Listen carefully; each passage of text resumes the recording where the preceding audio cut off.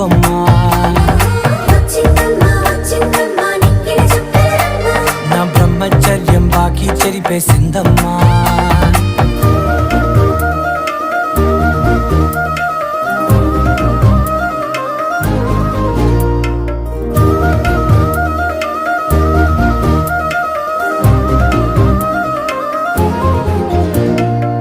ఏకాంతాలన్నీ ఏకాంతం లేక ఏకరువే పెట్టాయే ఏకంగా.